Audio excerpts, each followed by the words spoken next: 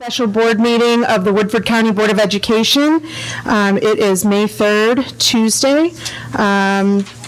Roll call for today shows all members present and in person. I'm going to turn it over to Mr. Adkins, who's going to explain a little bit about what we're going to talk about today. Yes, thank everybody for coming out today. It always helps to be able to see your face. It's a strong presence when we get to see our employees and our staff come out. So we're excited to present some information. We've taken some questions, and Mr. Smith has compiled some information, and we've also looked at our pay scale as far as how we recognize and how we, I guess you would say, how we reward folks that get certifications, much as we had talked with Ms. Penn as to what certifications look like for her transportation department. We talked to Ms. Quire as to what it looks like. So that's why they're all up here today. We all had input on this, and we put that together so that more than likely, based on questions from the board, that would be the biggest part of the presentation. Now, on the agenda tonight, there is no action. So it's just a fact gathering mission tonight. And then I think, am I correct in saying at 7 o'clock we have a hard stop and we'll have 30 minutes of public comment? Okay. With that being said, when we look at a possible retention, it's not really all about raises. It's about good working conditions as well. But what we looked at was, in putting this different pay scale together, something we wanted to see was, again, recognizing our people for getting better for our kids. So if you're getting, I think there's some certifications possibly when we talk to Sherman that our folks can get to help them out, those types of things. So as we move through this, just know that it's something that we looked at Fayette. We obviously we couldn't mirror the money, but because there is a lag between us and surrounding districts. I mean, if you'll look over the last 8 to 10 years, I think there has been 3 raises. One of them was last year and one of them was the year before, maybe 4, and 2 of them were mandated. So we're really trying to make up a gap here that probably was overlooked over, several years. So with that being said, I'm going to turn it over to Mr. Smith. Well, good evening, everyone. Glad to be here. Thank you, Mr. Atkins. Before I start with the presentation, just to circle back to something you just said, I think that it will be urgent due to the timing of the budget that I do get some guidance on which way we'll need to be going. If not tonight, very soon. There's I think basically 12 days that I'll have to get the budget put together by the May 30th meeting. So I'll need some guidance on which way we're going to go pretty quickly. So with that said, Mr. Smith, real quick, I will say it's been a very busy time for him and Mr. Green as they have tried to work through this storm damage with insurance companies. We are building a high school, and that takes a little bit of time too. So we're tied up with that, and then putting this budget together and then trying to gather this information as well. So I want to thank Mr. Smith for certainly he's gone above and beyond to get that done. I think we saw his efforts on, was it Saturday or Sunday, that he'd been working all day on those days to try to get us the information. So thank you, Mr. Smith. Thank you. So the first slide we'll look at the Kentucky Department of Education prepared a study comparison for the average classroom teacher earlier in the year. And so I wanted to put that together and just illustrate how we stand with our surrounding counties. And I've ranked these in order. So obviously Fayette is number 1. We fall in number 3. With all the counties that touch us at an average, and this is the average classroom teacher salary of $54,910.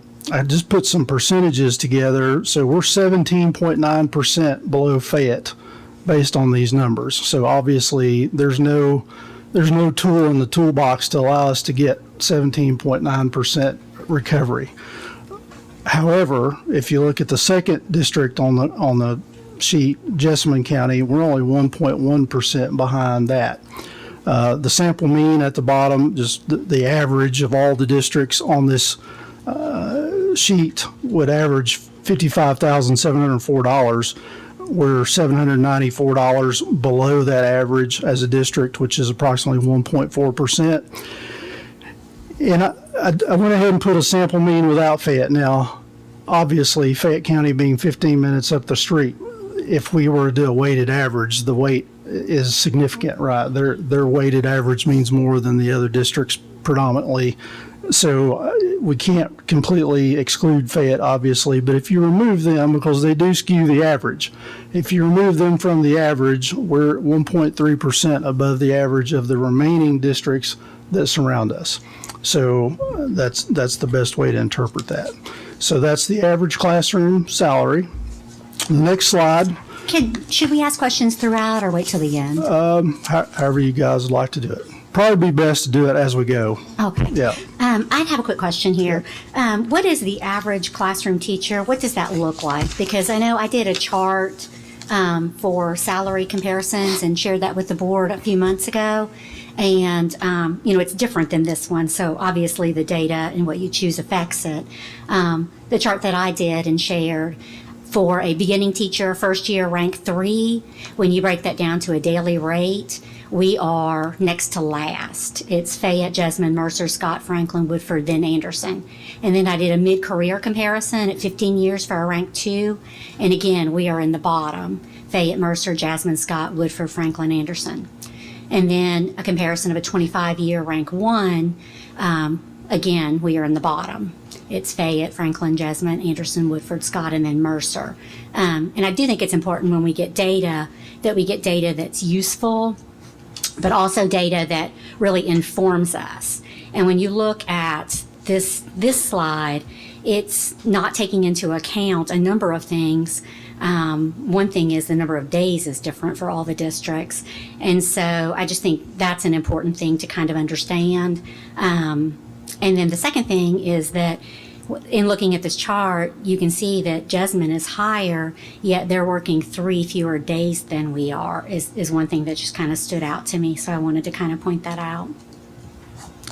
Thank you. The Kentucky Department of Education put this information together. They average all the salaries. I don't think they cherry pick certain categories to look at. It's an average of all the salaries. They have the information on the slide. I provided all the board members with the information where these slides came from, and it tells you at the bottom of each one of these the information from KDE, how they calculate and what information they use to calculate the averages. So Where's that?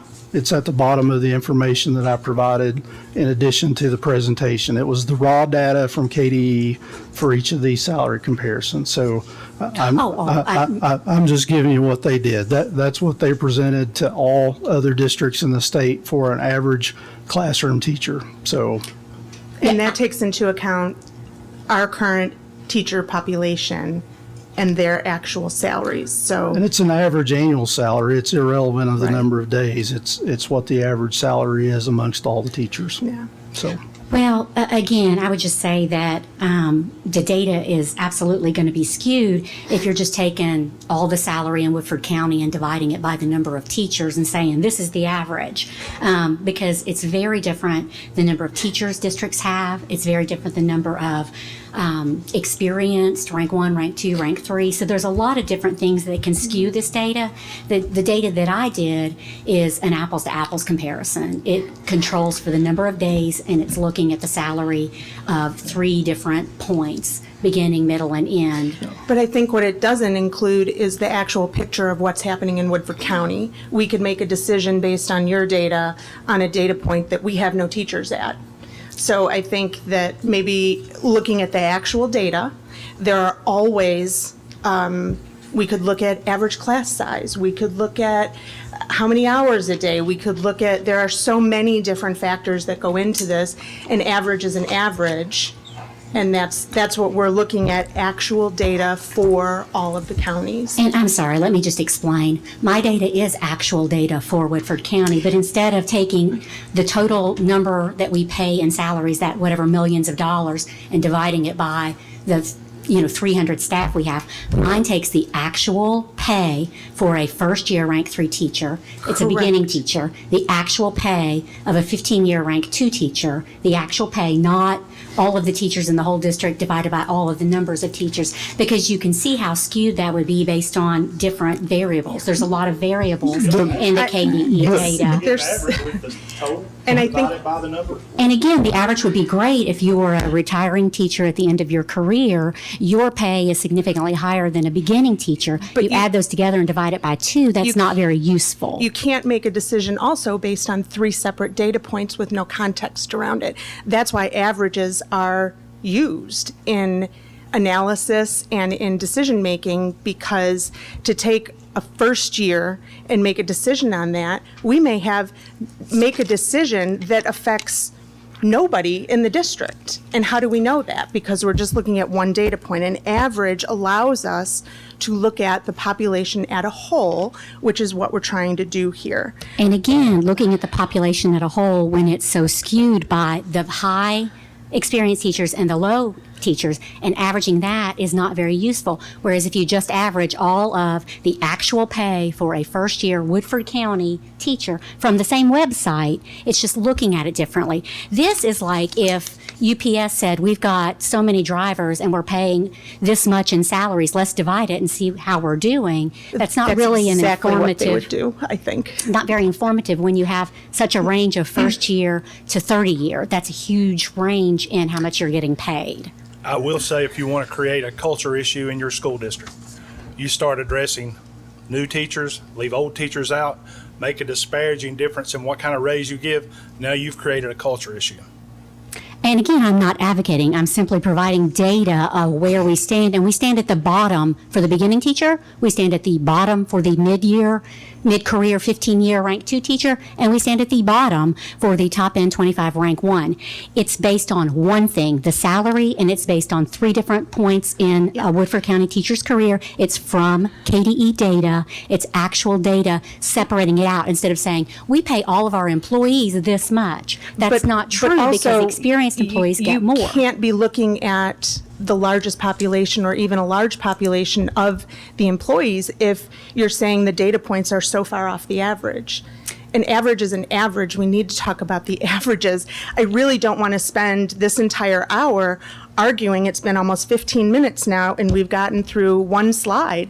I would like to let Mr. Smith get through his information. Let us look at the totality of what we're here to look at, have a meaningful discussion, and not just challenge every single word that he says. Can we just try? That is not happening, but I will Well, it speak is, because but- teachers and employees are here and they want us to make meaningful decisions based on good Exactly. data. So I am finished. You are the one that was talking. Mr. Smith, please continue. Okay, please continue, Mr. Smith. Okay, thank you. The next slide talks about the average total of all certified staff in the district. Fayette, again, is number 1. We come in at number 4. That's approximately 16.8% behind Fayette, but we're only 1.4% behind Jessamine County as the second leader in that category. If you compare us to the mean, we're 1.6% below that at $949. And if you extract Fayette, once again, we're actually above the average comparison group at $552. 0.9% is what that equates to. The next slide. So Jessamine County actually put together, they requested information from a lot of the surrounding counties. So I used his data for the principal comparison. But they compare, and there's a couple of differences in the districts. It's not consistent with the districts in the other categories I'm going to bring up, but I think it's still a good comparison group. And if you look at the high school principal salary at the 10-year mark, the 15-year mark, and the 20-year mark, at the 10-year mark, we rank number 4. At the 15-year mark, we rank number 3. And at the high 20-year mark, we rank number 4. We're above the mean for the 10-year, we're above the mean at the 15-year, and we're above the mean at the 20-year on all levels at the high school principal. If you look over at the middle school principal, same thing. Jessamine County actually leads the way, and I'll just add that, and speaking with the finance officer at Jessamine County, they've been really aggressive with raises there because they too are competing with Fayette County with all these positions, and so they're really aggressive, as you can see, and they're leading the way in some of these categories, them or Fayette, either one. So Jessamine County leads the way at the 10-year mark. We're 4.8% behind them, but we're 2.3% above the average otherwise. For the 15-year, Fayette actually leads that. We're 1.8% behind them, and then we're plus 4.9% above the mean for the 15-year. And then the 20-year, Fayette leads that. We're 7.8% behind and plus 3.5% for the mean. For the elementary schools, at the 10-year rank, Shelby County is actually number one. We're 7.8% behind them, and we're actually below the mean at 0.8%. At the 15-year mark, we're behind Fayette County at 6.1%. We're 1.9% below the mean for the 15-year principal, and then for the 20-year, Fayette, we're 12.7% behind them and 0.4% behind the mean for the elementary school principals. Can I ask a couple questions? Yep. Can you share a copy of the study with us? I can. It's an email, and it looks just like this. So I actually, We got this. I actually added the rankings. It is more basic than this is. So Okay. there's nothing else there. Do you know when it was conducted? About 2 months ago, maybe a month ago. So this year? Yeah, he emailed all the finance officers at these districts and asked, and so we provided the information and sent it back to him. Okay. And if you can, so there's no actual study, it's just a couple of slides that you've shared? It's an email. He provided the information to all the districts in an email, and the information is exactly as on this presentation, other than I added the rankings. So, Okay, thank you. okay.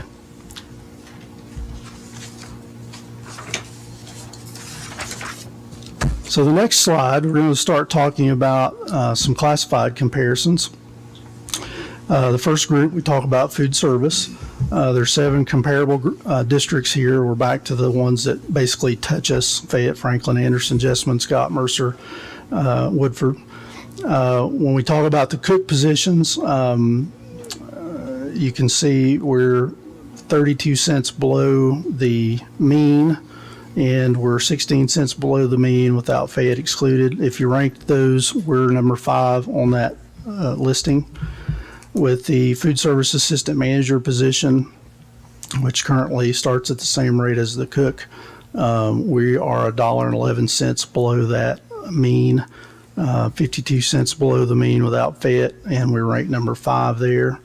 The elementary manager, we're 91 cents below the mean, 58 cents below the mean without Fayette. We rank number 5 in that category. And then the middle school, high school manager, we are $1.15 below the mean, 58 cents excluding Fayette, and we're also number 5 in that category. So consistently 5th in that category group across the comparable districts. The next slide looks at transportation. For drivers, the average is $17.95. We're $1.12 below the average there, 38 cents if you exclude Fayette. We're number 5 in that category. Monitors, we are 4 cents below the mean, and we're actually 44 cents above the average without Fayette, number 4 in that category. And for mechanics, we're $5.59 below the average there, $4.45 below the average, and we rank number 7th from a mechanic standpoint. So if we go to the next slide, we talk about classified. We've got some more. I didn't really have a good way to group these, so I just kind of put everyone on the same screen here. We'll start with maintenance positions. These would be district maintenance positions that, excuse me, travel across the district repairing the various facilities. We're 65 cents below the mean, 45 cents if you exclude Fayette. We're number 5th in that category and overall starting rate. And I needed to back up on all these classifieds. These are step 0. So these are the very bottom starting out rate for everybody on these. The other thing I would add when it comes to classifieds and trying to compare these across districts, it becomes very complicated because every district calls a position something slightly different and has them do slightly different activities. So it becomes much harder to equalize some type of study across groups just for that, and because of the different duties that some of these positions have, you'll see some that look a little bit wonky, but it's just the way that each district does it. So I tried to compare these as closely as I could with the appropriate positions. But these are step 0 starting out pay rates. And Mr. Smith, can I ask a quick question? Yes. On any of these positions here, are there any training requirements or certifications that somebody would have to have in order to be considered for these jobs? Not that I'm aware. And I don't think on any of these that are listed. Okay. I don't think that's. I don't think so either. That's some of the things that we're wanting to address, folks that have those Yep. certifications and things that have put themselves out there to get better for their job. Then I think I would like to recognize that. That's correct. So the custodians, 36 cents, 36 cent differential, 6 cent differential without Fayette. We're actually number 3 in that category. The computer techs, so we're $5.57 below the average. $3.89 if you exclude Fayette. We're number 7th in that category. Instructional assistants, we're $1.48 below the average, 78 cents excluding Fayette, number 6th in that category. High school bookkeeper, we're 17 cents below the average, and we're actually 57 cents above the average if you exclude Fayette for the high school bookkeeper. Middle school bookkeeper, we're 33 cents below the average. 33 cents above the average, 72 cents above the average, excluding Fayette. Elementary bookkeeper, 33 cents above the average, 72 cents, excluding Fayette. Account clerks, we are $1.99 below the average there, $1.54 below the average. If you exclude Fayette, we're 7th in that category. School secretaries were $1.30 below the average there, 77 cents if you exclude Fayette, 5th in that category. And then central office secretary were $1.39 below the average, 97 cents excluding Fayette, number 5th in that category. So costs. So through our projection module, when I run different scenarios, I can get some pretty exact cost estimates for what these different scenarios would cost. And so I think the first thing that we just have to be cognizant of is the step. So in our salary schedules based on your year of advancement, so for instance, if you go from 10 years of experience to 11 years of experience, that's what we're referring to as the step. So if we give no other raises, just the way our salary schedule is constructed, the step would cost $285,606. Certified, for every 1% of increase that we would give, that would cost the district $199,929. These do include fringes, by the way. So I calculate the certified as a 1% so that that's an easy multiplier effect. So if you're going to give a 2%, you just multiply that number by 2, so on and so forth. And I'm sorry, you said that does include fringe? That does include the fringe, It yes. does. Yeah. So there was a question, what does a stratified pay schedule look like, or a pay increase look like? So if we gave the certified folks that were from 0 to 5, if they're 0 to 5 years of experience, if we were to give them a 5%, trying to catch that up a little bit quicker, that would equate to $206,547. And then a 2% for everybody at 6 years plus, that would equate to $275,305 for a total of $481,852. Okay. And Mr. Smith, go ahead, I'm sorry. Oh, no, it's okay. Mr. Smith touched on the step raises. In discussion I've had with some certified folks, to me, that shouldn't be considered part of the raise. I mean, it is something the district has to pay out, but that's something that was on the pay scale anyway. When you see some of the districts that are talking about giving 5, 6, 7, 8% raises, they're including, some of them are including that step in that percentage. We gave a 2% last year, and it was 2%. It was 2% on top of whatever you got with your step, the whole 9 yards. So I would hope that we could do the same thing this year. That's what I would like to see. And when I mean say that, I mean whatever percentage that it's on top of the step. I don't have a percentage. I'm just saying. I was just going to ask, do we have, is the 104 employees, 0 to 5, and the 225 employees of 6 plus, is that an estimate or is that an actual number of our employees? That's actual. Okay, thank you. And go ahead. I was just going to say, that's actual certified employees based on, I pulled that last week, so that's as of last week. So.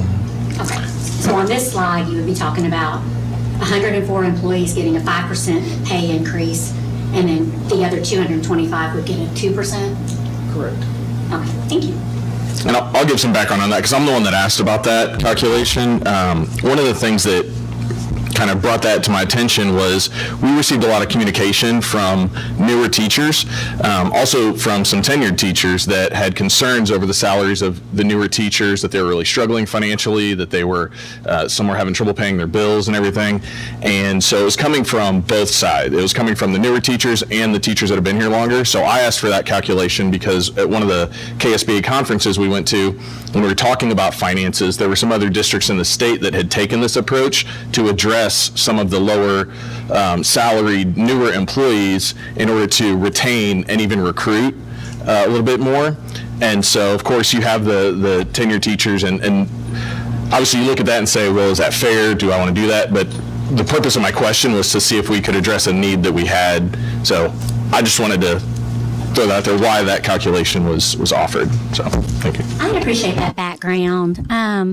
I do think it's important for us to kind of have some data about who is leaving. Anecdotally, I think a lot of the more experienced tenured teachers that have 6+ years are the ones that are kind of going. So I think that's something to keep in mind too, but I definitely appreciate that. Thank you. All right, so the next slide talks about, so the classified changes. So we, just to see what the number was, we applied a $1 increase for all classified positions across the board. And then the following bullet points, I'm going to talk through these, and we've asked several of our colleagues to join us up here to talk about, if necessary, any of these changes. We've met extensively with everyone in the leadership group for the last several months, talking through things that we feel like that we need to do to properly get our salary schedule aligned. And so with these changes and with the dollar increase, the cost to the district is $300,653 just for these changes. Okay, so I want to be clear about that. And I put a little comment in there that these are recommended due to compression and inadequate tiering, and I'll explain a little bit more about that as we go along. But when we think about compression, that basically means that, and one of the things I would like to do next year in the salary schedule is that we have sales that aren't consistent from, let's say, year 1 to year 2, year 2 to year 3. In my opinion, everyone should get the same step amount across those different grades. To have one being consistent from the other, I think that's something we need to look at next year from a compression standpoint, because that's really the way I think that it needs to be aligned. And so with that, there are some positional things that we have talked about that we need to separate a little bit. And the reason you want to separate it is to create some progression, not only in progression in advancement opportunities, basically for folks to work themselves up. And so if you have positions that people are just making lateral movements, that's not exactly what you want to do. So that's kind of why all these changes are intended. But the first one we're going to talk about is the cafeteria manager at the middle school and the high school. That's a 26-cent increase. The cafeteria assistant manager, she wants to start that position at $12.96, which is basically a 30-cent increase from where it is at currently. The central office accounting clerk 2 and benefit clerk position, a $1 increase. If you'll remember back to the previous slides where we were comparing across districts, that was one that had a very large discrepancy, and so that's what we're trying to clarify. So it was a $1.99 difference between the average. The computer tech, we would like to ask for those positions to be increased to 260 days and give a $1.16 increase. And again, if you refer back to the previous slides, that I think had the highest differential at over $5 against the other districts. Do you know if that was due to the number of days worked or just a lower pay? No, these are strictly the hourly rates, and don't. Yeah, on the previous slide that kind of did the comparison, the districts that we were comparing to, were those folks working the 260 days, or were they working more days than us, less days than us? Every district's different, but it's the hourly rate is what we're comparing. So I think that's the most relevant thing is. As far as the computer technician roles go, every district is year-round except our district. We're 210 days, and they are also paying $5 more an hour. Thank you. All right, the next one is the assistant financial manager. I'd like to increase the index, and it's at 0.15 now, so it's 0.3%. But the assistant financial manager should have the highest index rating on the rating sheet and not where they're at currently. I mean, when we talk about progression, it doesn't make sense for other positions to hold a higher index rating than the assistant financial manager. Payroll supervisor, create an index of 0.16 for that. Again, this creates progression step and clearly identifies the leader in the payroll department. None such exists currently. Mr. Smith? Yes, can ma'am. you just quickly explain for everybody what the index means in terms of pay? Yeah, absolutely. There are several positions, and they're usually in some type of leadership capacity in some way, that have an index multiplier, basically additive to whatever pay rate they're on. So as an example, the payroll clerk, the payroll clerk 1 is a common salary line that a multiplier is added to. And so, like, for example, on this assistant financial manager, they are paid from the payroll clerk 1 line with an index applied to that. So 1.167 Yeah, yes, times that Yes. hourly rate. yes. Okay, That's correct. thank you. Yeah, and so the next one is a bus driver trainer. So Kay, we talked, and one of the things she'd like to do is increase the contract for the current bus driver trainer to 260 days and 8 hours a day. And with any of these bus driver positions, the caveat I would give you here is these aren't really going to be increases because these folks are already working these times by and large through overtime or additional hours anyway. So we're just wanting to reward these key individuals that are working hard for us from a benefit standpoint. So so that is with all three of these next positions. The bus driver trainer increased to 268 hour a day. The cost difference there is going to be very minimal because she's already essentially working that as overtime and additional days to get there. Can I ask, Kay, how many, this is increased to 260 days? How many were we doing now for the bus driver trainer? She's currently contracted as a bus driver. Oh, okay. 185 days. And she's a driver trainer for 4 hours a day, and that's as needed, which is every day. So, Gotcha. Thank you. So again, that's just really more of a paper change than in practicality.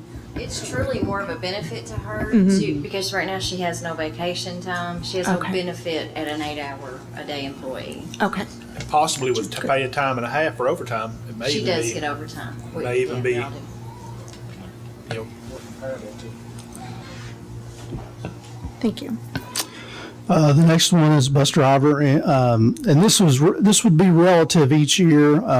As we've discussed, we have everyone right now is on a 4-hour contract. Well, we have 14 routes this year that are 5-hour routes, and so again, the drivers are working 5 hours. We're paying them the 4 hours plus the overtime. So for them to get the full benefit of a 5-hour contract, we would like to ask the board, and we'd revisit this each year. If next year we have 10 5-hour contracts, we'd look to modify that, but just be fluid with that and reward the drivers that are actually doing the 5-hour trips with a 5-hour contract each year. The next one is bus driver. So we have 3 8-hour routes. Again, they're 4-hour routes currently. We'd like to increase them to 8-hour routes because they're doing our vocational routes back and forth to Fayette and wind up being 4-hour work days. So we would like to reward those drivers for that and increase those contracts to 8 hours. The next one is the mechanic skill vehicle index. We'd like to increase that to 0.050. Again, back to the previous reference, when we looked at the mechanics, we were way down the list for vehicle mechanic pay, and so we'd really like to reward those guys. And Kay and I sat and worked out what this index would be so that it would be comparable across other districts for competitive pay. And then the same thing with the vehicle maintenance supervisor, increase that index to 0.73, 6427, same explanation. That gets us comparable across other districts for that type of work.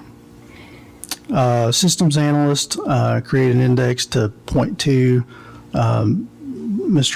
Dr. Rayburn and I worked through that one for his systems analyst position. That gets us comparable to other districts at that index.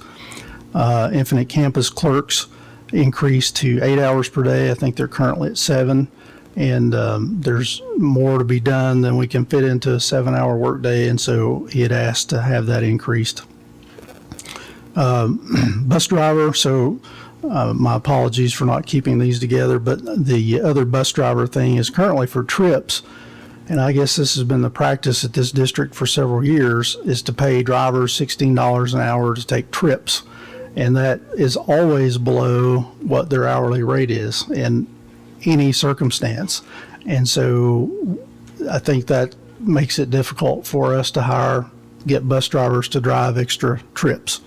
And so what we feel like is the appropriate thing to do is to change that policy and pay the bus drivers what their hourly rate is to drive trips for us, since they're so kind enough to do that for us. So that's kind of where that comes from. The next bullet point, change all positions. So let me give you a little background here. We've got approximately 11. I think I got them all, but I'm going to say approximately. There are 11 positions within the district that are getting paid 4 hours as an account clerk and 4 hours as a secretary at a lower rate. And we need to correct that because there's nobody identifying what 4 hours they do for that lower rate versus the 4 hours they do for the higher rate. And so I think that has caused a considerable amount of anxiety. I'll leave it at that, but we need to correct that and consolidate all these positions to the full 8-hour account clerk at the higher rate. And I think that'll make 11 people extremely happy for that. The next thing kind of falls back to that, increased bookkeeper days to 210. They're currently, with the exception of the high school bookkeeper, which is at 260 days, all the other bookkeepers are at 205, or there's one that's less than that. And I think that's just voluntarily. But I've met with all those folks recently, and everyone doesn't necessarily want to go up to the 210, but it's another situation where there's more work that can be done in the 205 days. And for those that are willing to go up to the 210, I think that it's well worth our efforts to make that happen. And then as we hire folks moving forward into those positions, advertise it as a 210-day position. So, and if we're going to talk about days, kind of just like Dr. Rayburn mentioned about his the techs, all the other districts are 260. We're at 210. Well, bookkeepers and all the other districts are similar. They're all 225 or more, and here we are at 205. So there's some imbalance with that we need to address. Next thing is Ms. Francis had asked us to look at a couple of these exceptional child positions, and one of them was with the bus driver. She'd asked for a 50-cent increase per hour for those drivers, and I would do an injustice to explain the additional responsibility they have. Maybe Kay wants to chime in on that, but I think we all know that there's additional responsibilities there with those drivers, monitors, and instructional assistants. So that's her request there, is all 50-cent increases for those positions.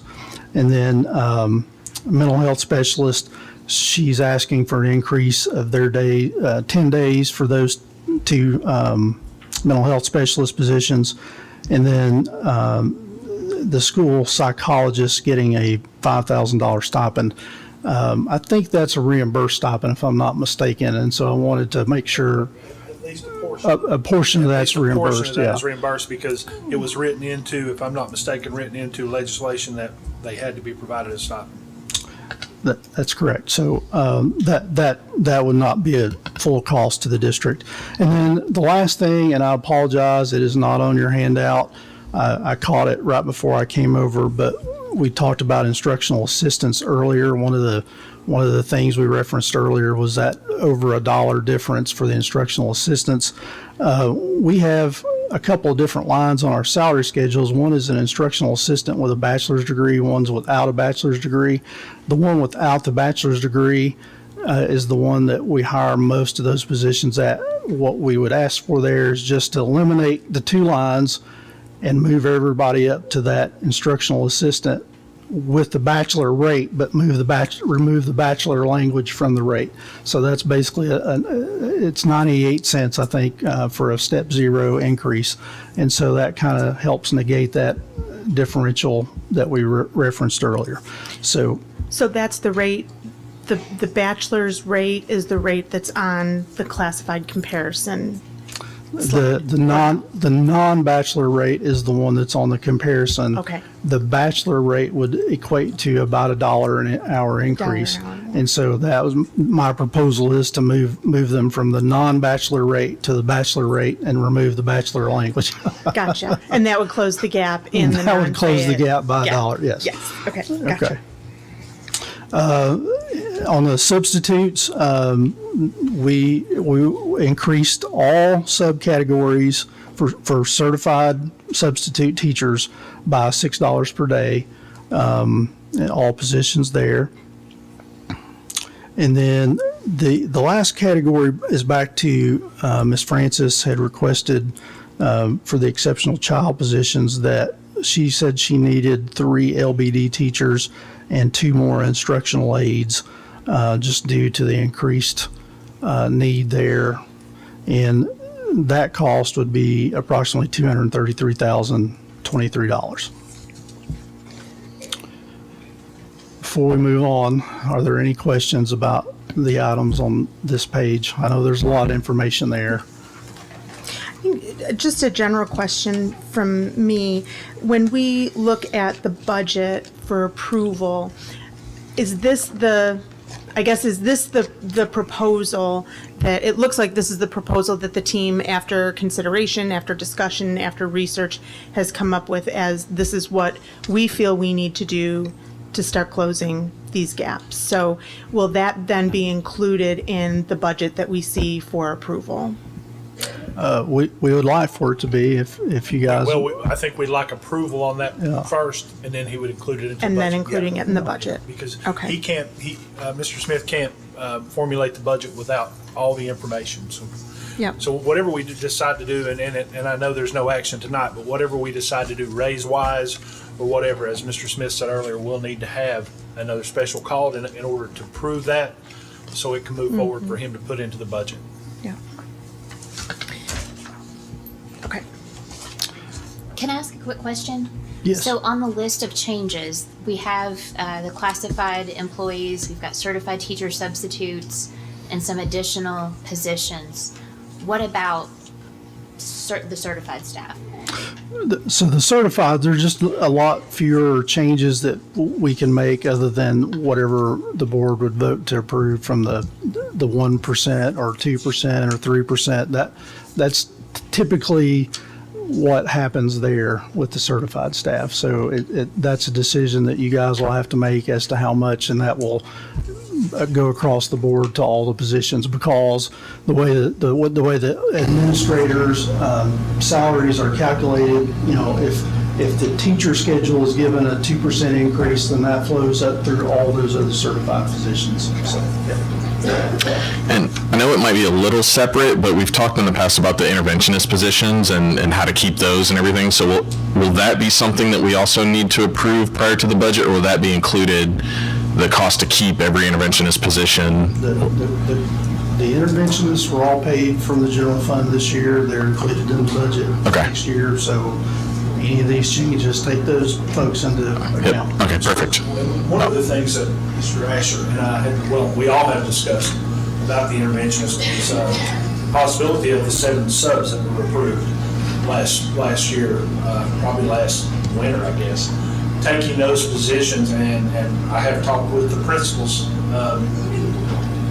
and allowing them to make a decision as to whether they want to continue to use a sub or to use that as what Mr. Asher feels like would be the most important interventionist would be our readers right now. So I think that is the route we were hoping to go.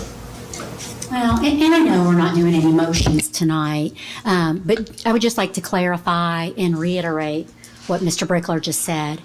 I believe and I advocate that we keep a reading and a math interventionist at each elementary school, and that's paid for out of the general fund. It's not passed down to the principals. It's not passed down to the site-based. It's not you can either have a sub or an interventionist. My advocacy and my thoughts on that, and if it requires a separate motion at the May 30th meeting, then I'm certainly okay with that. But would be that we're not taking away with one hand and giving with the other, and so that would be just a separate expectation that would be something that we would cover out of the general fund. And as I had advocated in the past, we could use that extra $1 million, one point whatever $1 million that came in, that we reimbursed ourselves with from the bond. So. And just to be clear, you just stated that that's how it's being presented, correct? Correct. Okay, thank you. Okay, if there are no other questions about these changes, I'm going to hand the mic over to Dr. Rayburn. As we looked at some of these classified positions previously and talked about some of these changes, there's still a gap, right? And so one of the ways that we want to keep closing the gap is to reward staff members for helping themselves through advancement and education and certification. So Dr. Rayburn brought this up at a meeting way back in the winter, and we all think that this is a really good idea to look at. So I'm going to hand it to him to let him present that. So if you're familiar with our certified plan, if a teacher or a certified staff member has an advanced degree, they are paid at a higher scale than somebody who does not. Our classified schedule, with the exception of our current instructional assistants, because no changes have been made, all of them are at the same pay. So in reality, we're an educational institution not valuing education for our classified staff. So with this approach that we are talking about, this would allow additional pay to be on a similar scale as our certified, where if you have associate's degree, you would make a certain amount above somebody who just has a GED or a high school diploma. If you have a bachelor's degree, you would make more than somebody with an associate's degree all the way up through a doctorate. So in order to gather this information, what we have done is we had in January, we sent a survey out to all of our staff members that were classified staff members to see what degrees that they currently held. And those degrees are on your screen right now.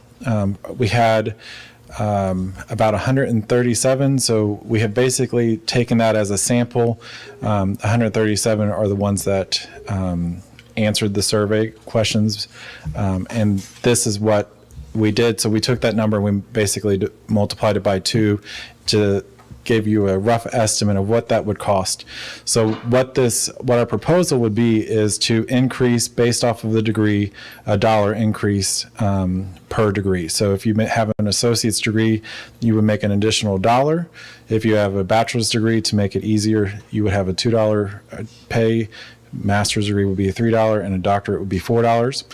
And then if you have certifications, these certifications are on the next slide, and you have a larger print for you to view. If you are familiar with what Fayette County has done with their classified staff members, they have recently done a survey and evaluation of all of their classified staff, and they as well have changed their scales to incorporate those that have certifications. So these certifications are industry certifications that are just the same as somebody would go to school for an associate's degree or a bachelor's degree. And we feel that we should reward our staff members for certifications, even if they didn't go and get an advanced degree.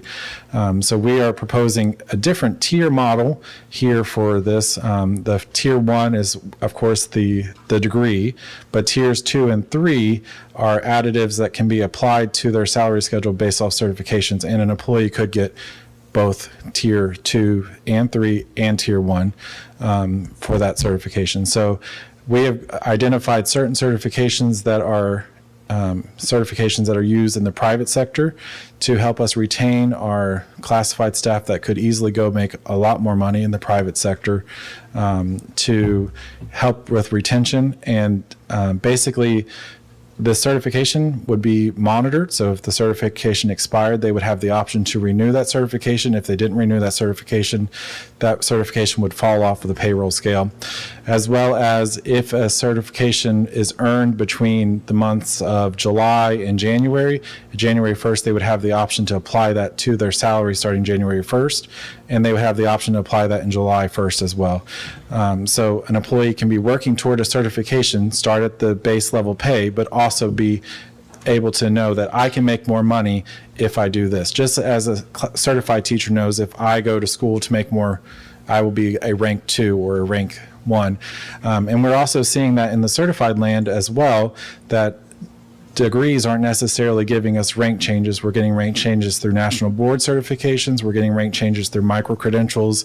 EPSB, which is our standards board, is also changing their language to not require just a bachelor's or a master's degree to get a rank 2 certification. You can do micro-credentials, which is a similar type of thing. So this is allowing us to mirror our classified staff off of our certified staff and to reward education, because that's what we're here for. I think when I look at the types of training and training courses that you're mentioning here, obviously we can't do everything all at once, but I think it would be really kind of interesting to look at how the district could provide these trainings to those employees at our cost to help them move up through those.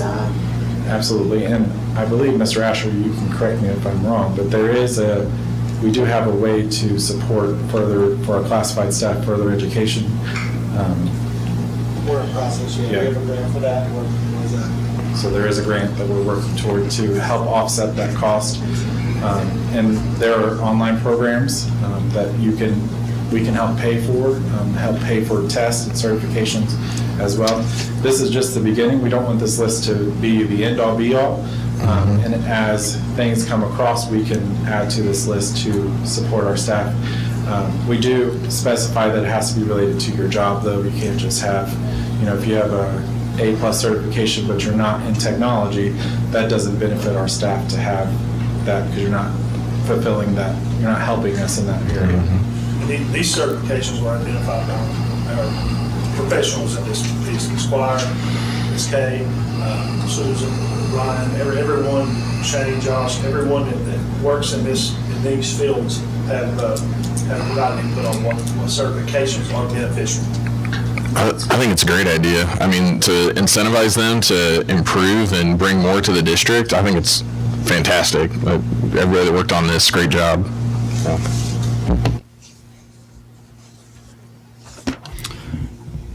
Okay, so we're almost finished. The last few things I want to just talk about are just items to consider. These aren't things that have to be addressed at the May 30th meeting necessarily. We can come back to this later in the fall or whenever really, but just something that a lot of districts are talking about. I've met with our 403B administrators about what the options exist for matching of our, and I put 403B, but any deferred comp or annuity that we have currently as a payroll deduction that folks want to make a contribution towards additional retirement benefits. And so I just kind of roughly ran the numbers. We have 17 employees in the district that create a contribution to 403B plan. So my first comment about that is I think that's a really low number.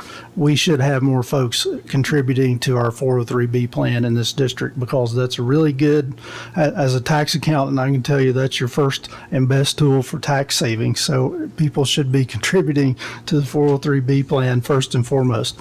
However, in Franklin County, just as an example, we did a 1% match of salary, and I put an example on there. So if sample salary was $54,910, that would cost the district $549 in match, assuming the employee put all the available contribution or that much contribution into the 403B.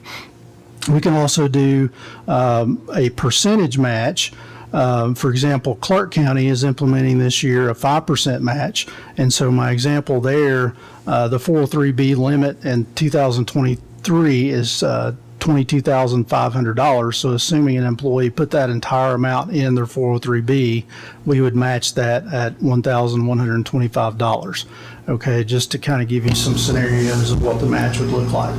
And then, as I was talking to the 403B plan administrator, one of the things that he recommended is you could structure it so that the amounts could be matched every paycheck, which is the way we did it in Franklin County, and the way I would probably like it is to pay it out at the end of the year. And so that ensures that the employee stays with you, which is kind of what we're wanting to get out of this anyway, is some commitment to the district. So if an employee matches, makes a contribution through the year and stays through the year with us, we match it at the end of the year. So, but that's just my thoughts. There are a whole litany of ways that it can be done. I just wanted to toss that out there for you to be thinking about. So back to the current situation at 17 employees, if we did a 5% match, that would cost the district $2,265 a year. That's an immaterial amount of money. What the plan administrator said is if the district begins matching that, you will see a pretty significant increase in participation there. So that's what I was going to ask. So the district doesn't match anything right now? The district does not match. Oh, well, yeah. You'll definitely get a lot more people if they get money for it. Yeah. Well, we think that's and again, there are several ways to structure it. We could structure it where that if a vesting period, if they didn't stay with the district a certain period of time, they didn't get that match, or however we want to do it. But I think that's a good tool because I talked to several people in this room about that, and they got really excited about the potential of having that as a tool for retirement. So I think that would be a really helpful thing to a lot of folks. So does that function, I think the 403B functions a lot like a 401k functions. Does it have the same abilities like I know, for example, we auto-enroll people into it at a 1% contribution rate after 90 days. Do you have the flexibility to kind of define your own 403B plan that would offer things like that, plus an even year? Yes, there's a lot of flexibility around it, and we can get more details. It'd probably be better for me to have a plan administrator come in and give an example and answer Yeah. questions. He had my head spinning after 30 minutes on the phone with the different options, so I think we just would have to be mindful in the fact that we would be constrained about how complex we would have to get into tracking. We need to keep it pretty simple from our standpoint to be able to administrate it, but nonetheless, I think we should have a person come in and explain that Yeah. at some point. So, From personal experience with having something similar to that, you get a lot more people interested in it when, hey, I'm going to put 5% of my salary in, you're going to match that 5%, and then I just get to keep that and the tax advantages. It can also be a recruiting tool, because if you do it either as soon as somebody starts and they're able to contribute, or you have a 90-day roll, whatever you have, that's a big deal, because that goes into your compensation. So yeah, I would definitely think we should have somebody give more detail about that, and that's a way to help get more I money. completely agree about the recruiting tool, because so few districts do it. I mean, it's not a very common thing. I think it's becoming more common, but the vast majority of districts in Kentucky do Really? not do it. So if that's something we could do in the future, I do think it would be a tremendous recruiting tool. And it's a significant amount that people are allowed to put into that plan. It's more than it's more than what you're allowed to with a Yeah. 401k. So it really is a very nice, even if you couldn't get a match on it, we should try to push it to people just for retirement savings. It's just a smart thing. And the nice do. thing about a 403B is, unlike a 401k, and the other plans, which you have to be 59 and a half to get, a 403B, you get upon separation of employment, you have access to that. So someone who started their career in their early 20s, graduating from college, who's retirement eligible, let's say in their early 50s, they would have access to those funds at that point. Yeah. So Yeah, it's big. nice. That's starting in your 20s would help. I think that it's a great incentive too, and we have 17 employees participating right now, and I think too a lot of people probably wish that they could contribute, but when it comes to paying a bill, or unfortunately those choices have to be made. So I feel for that. I think that's probably a big part of the participation issue.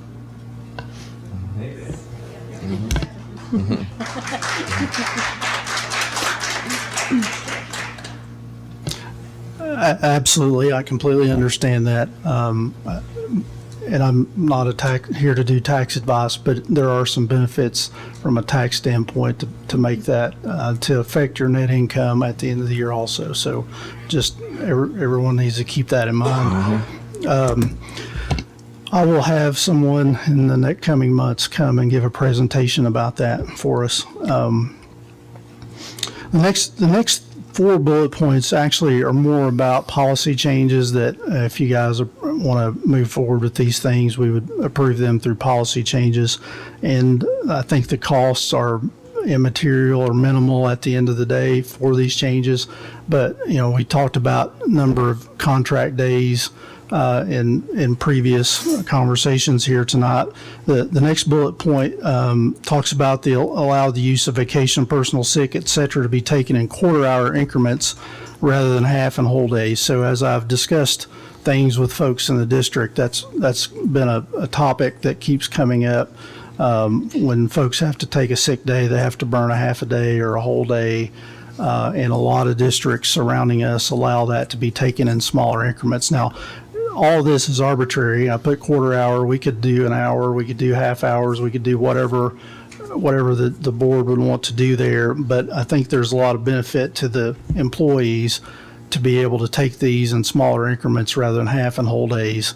Now, the thing where this becomes a little dicey, and I put on here, it's hard to get a classified sub for a quarter hour or a half hour. So I think most districts only allow the teachers to take these in halves and wholes, but I think, that's definitely a conversation that we need to have around that. And so, but it's a good thing to talk about, because I think it's a benefit for anybody that we can make this apply to. The next bullet point, kind of equal it back to the contract days. I got a little ahead of myself. To equalize the contract days, when we talk about year-round employees, I think we're probably the only district in the area that has a 260-day contract. The rest of them are 250, 245, or 240, and they pay the employees for up to 260.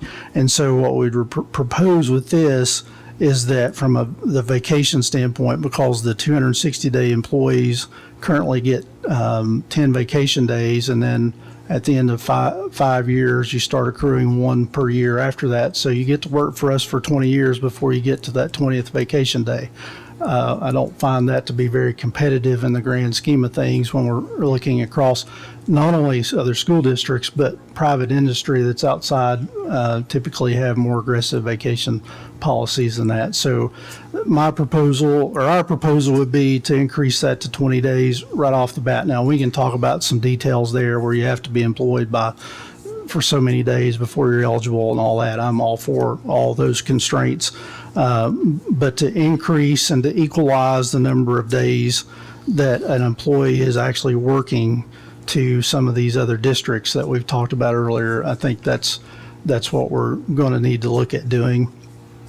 And then the next bullet point kind of tags back to that. There are several folks in the district that are, they just can't take their vacation time. They're working really hard for the district. They're doing their jobs. They just can't take all their vacation time. And our current policy at 40 days, once you've accrued 40 days, you lose those. And I just think we should be looking at addressing that as a benefit to the employee. And so I put on here 80. That's completely arbitrary. Either we need to increase the number of days that they can carry forward, or allow the conversion to sick time at the end of the school year so that they would get benefit from that moving forward.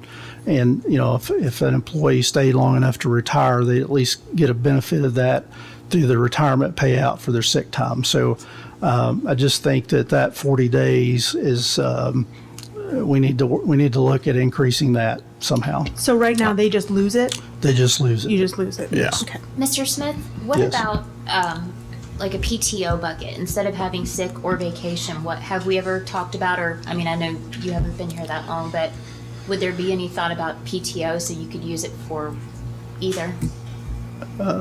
When you say PTO, Just like one bucket of hours. You can use it for vacation, you can use it for sick time. If you're not someone who's sick very much, but you would like to, you've got.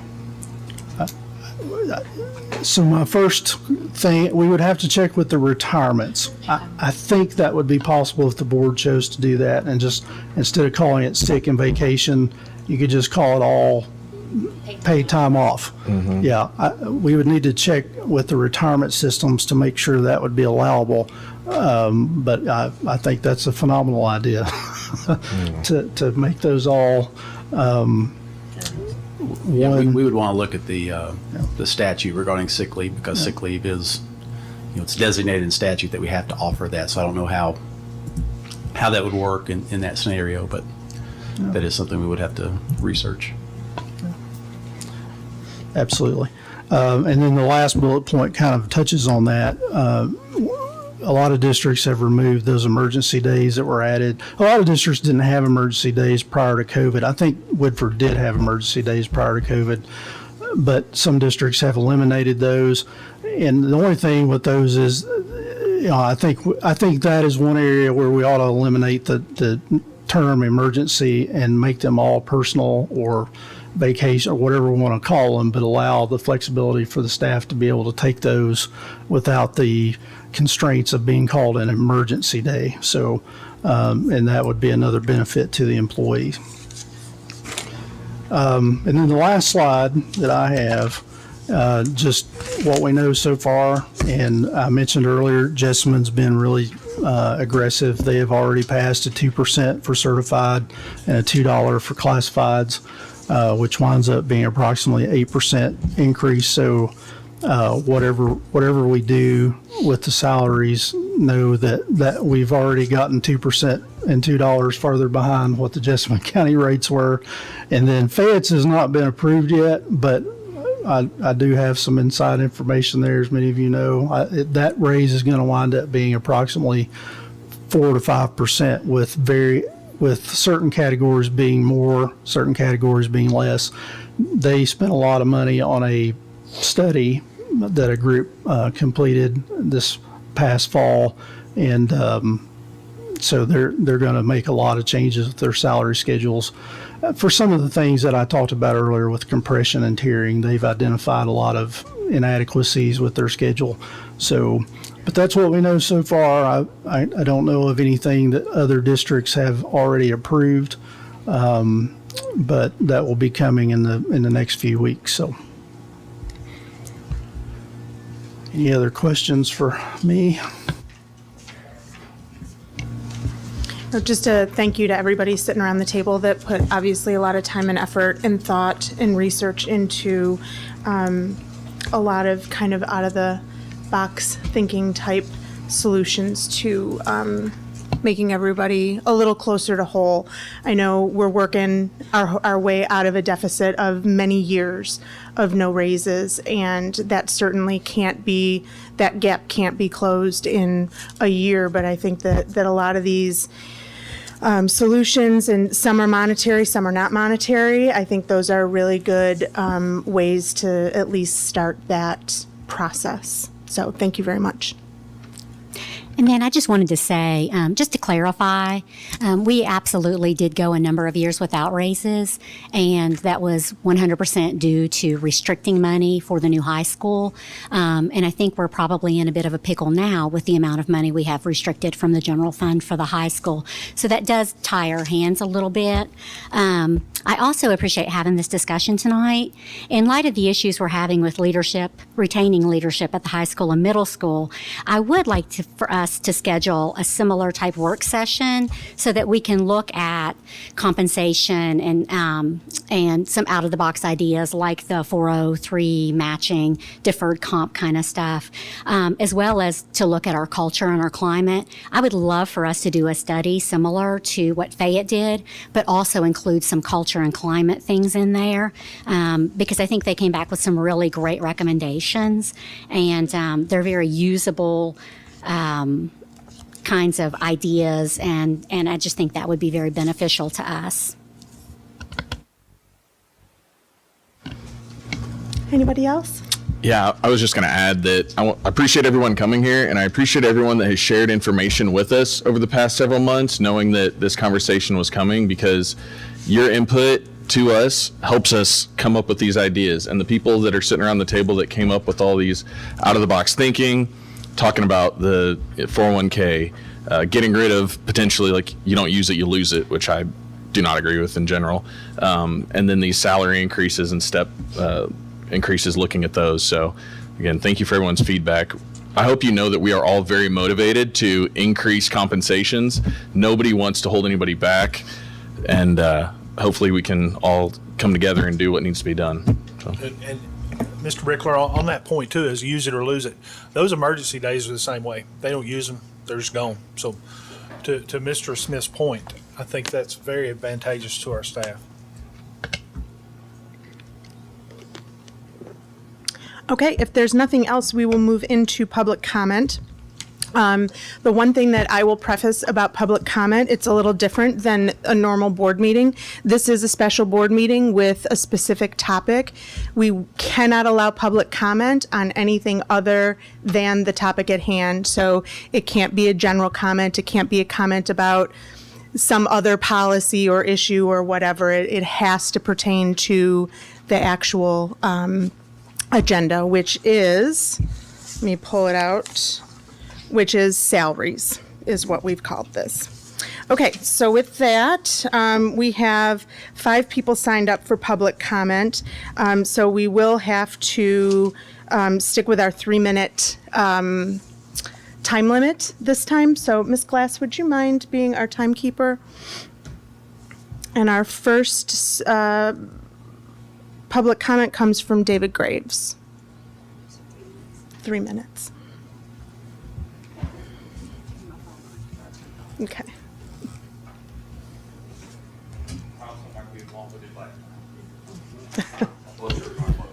Ms. McHale, is it okay if I say something?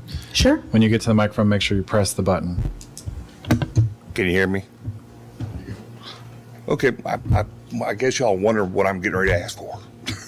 I've asked you for this for, seems like every meeting I come to, the last year and this year. Again, you all, when I say we, I mean all these people here and people that aren't here, we are the backbones and the heartbeat of the school system. We make sure this thing runs. And if you all couldn't tell, you all were pretty proud of test scores, the way things have turned out with certain sports. You all, we are responsible for this. We need to be compensated for what we do. And I know Mr. Atkins agrees with me. I've talked this more than a few times. All the districts around us are giving raises right now, and I'm pretty sure it's in reaction to inflation. I would think so. And saw a little thing up here a little second ago. I just got a text from a very good, responsible person that's about the best connection you can get in Fayette County. They're giving an 8% raise this year, which I'm like, my jaw dropped. And you all, there's people in this room right now that are literally looking for other places to work because it's hard to make a living. There are some people in this room that aren't making a living wage. Only way they could probably make it is they got dual households. I don't. I'm barely making things by right now.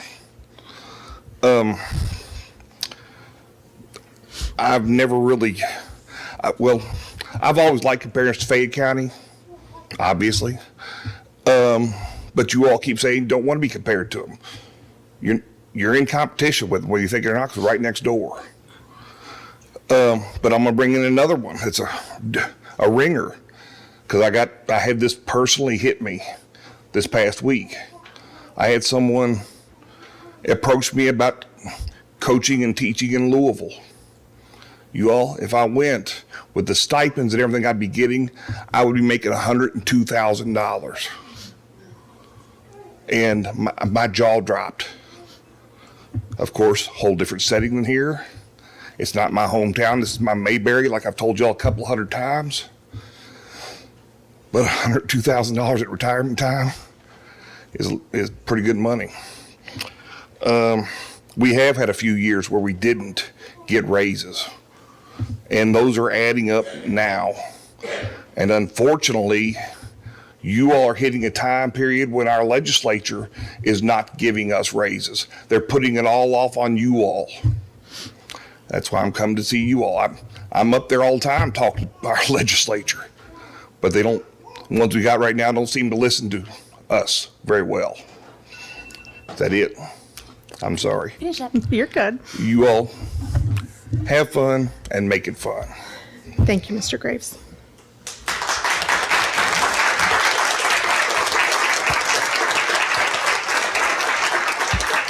Anita Mize.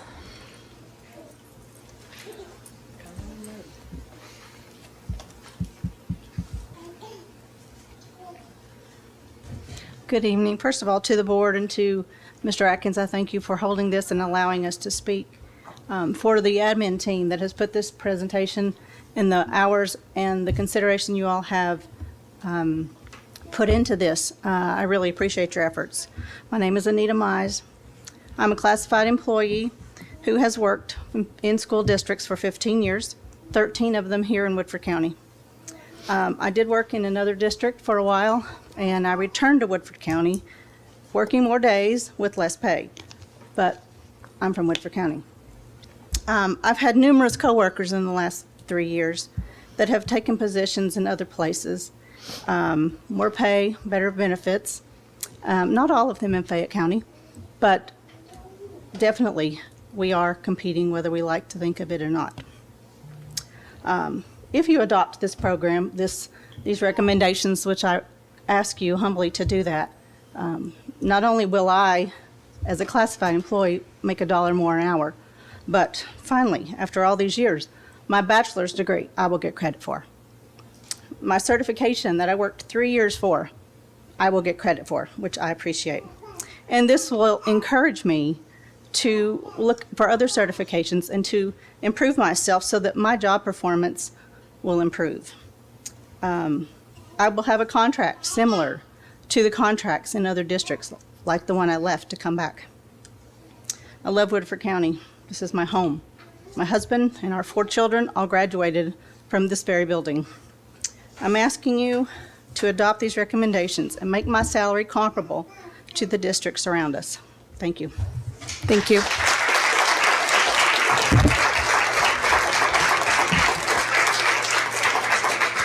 Ashley Sullivan.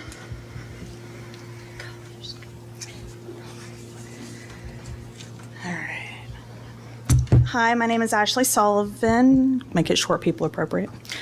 My name is Ashley Sullivan, and I'm the director of the After Schools Program and the ETC, or the Community Education Program Manager. So we oversee Reality Store with the middle school and anything else that community education does for the school system.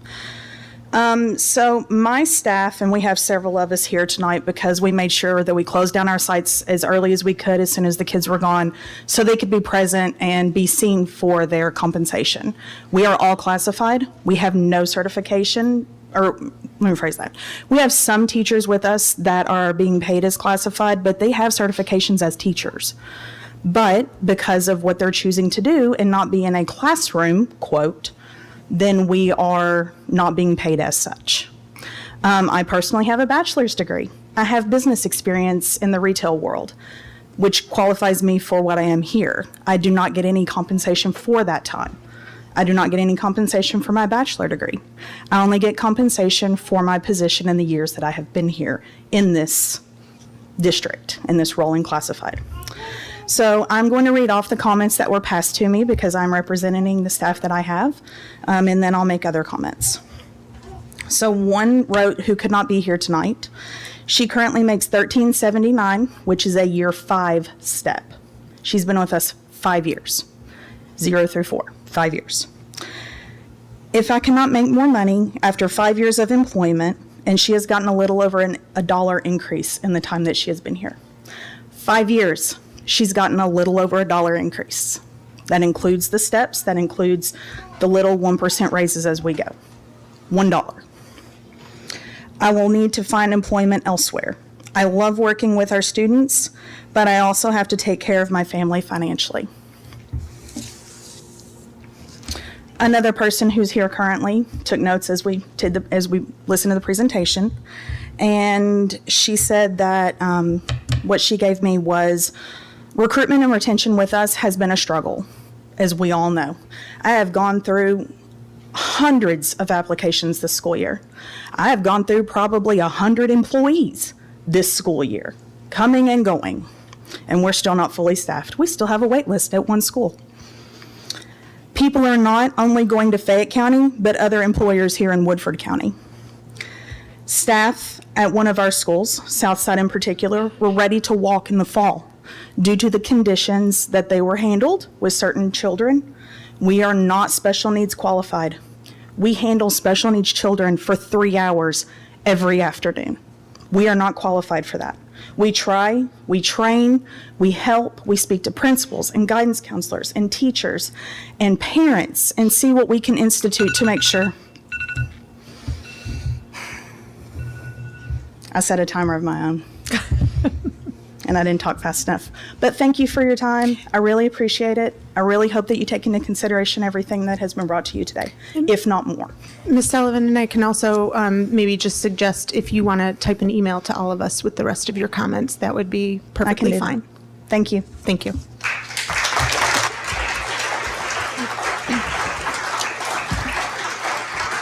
Adam Swingle.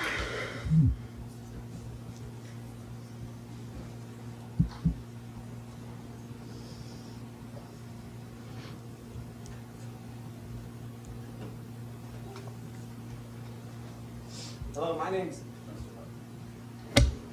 try this again. Hello, my name's Adam Swingle. I am a middle school teacher. I've served here for 8 years in Woodford County. I have a wife and 3 children, and we make it kind of on a teacher's salary. We asked earlier about when we were debating averages and actual numbers, and so I wanted to bring a few actual numbers for me. Actual numbers look like me as a national board certified rank 1.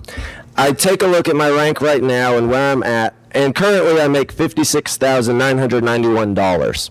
When I look at the end of our salary schedule and I see $71,322 after I've given 30 years experience, that leaves me very discouraged, especially with learning of Fayette County's new raises. When I can take a look and I can make $70,000 in Fayette County next year, and there's an opening at Paul Lawrence Dunbar High School for a social studies teacher. I don't want to leave Woodford County. I love Woodford County. I've taught many of your children. I've coached many of your children. I love this county. I love this district. I love what we do for students and what we're capable to do for students. But my goodness, $700 a month is what that amounts to for my family. Right now, you guys don't get any of my tax dollars because I can't afford to live in Woodford County, because all my tax dollars are going to Fayette County. I would love to take that $700 extra a month and move to Woodford County, bring my family here, raise my family here. I don't have that opportunity. I know we can't match Fayette County, but I also don't think we can discredit Fayette County when we're considering as we make these raises, because Fayette County is something that I never discredit when I make considerations for myself and my family. So these are decisions we must include.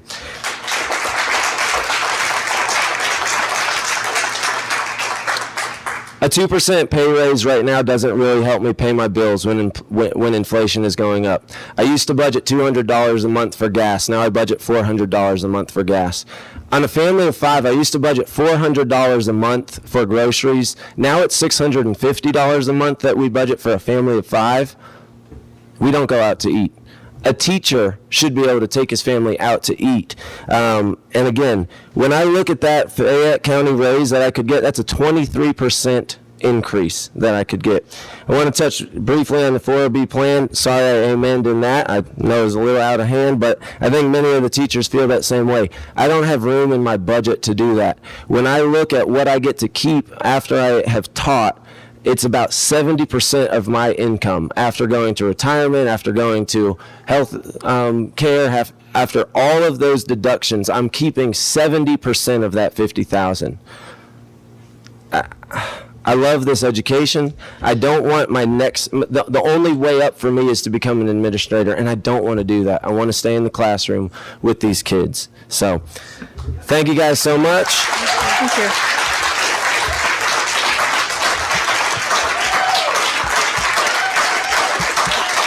Kim Hartley.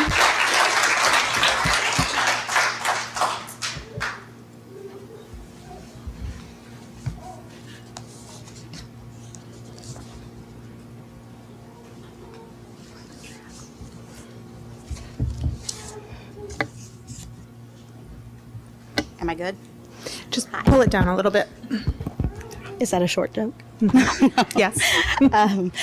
Thank you all for what you all do. I want to start with that. You all do a lot for our district. I appreciate everything each and every one of you all do. Mr. Smith, I know you have worked hard, and I appreciate the things that you have shown us. Unfortunately, some of the things you have shown us are hard. They're great, but they're hard to do. I appreciate what Adam said about salaries. Our teacher salaries are weak. And we used to be comparable, and we're not comparable anymore. I appreciate what he said about looking in Fayette County. You have seasoned teachers with 25 years experience who can go to Fayette County right now and make $20,000 more. I'm national board certified also. And I would take a decrease in experience and still make $10,000 more than I make here. That's sad. Again, I appreciate all the things. I agree with getting rid of emergency grade A's. I think that's a no-brainer. I agree with credit for our classified staff. But you will not have people in any other district that work as hard as these people.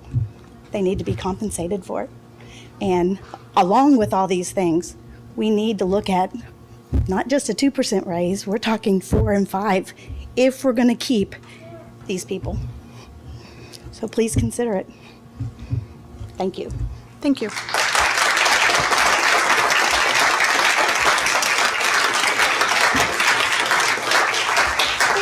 That brings us to the end of our agenda for today. Can I have a motion to adjourn? So moved. Motion by Mr. Brickler, Second. second by Ms. McCowan. All in favor? Aye. Any opposed? The motion passes 5-0. Thank you, everybody.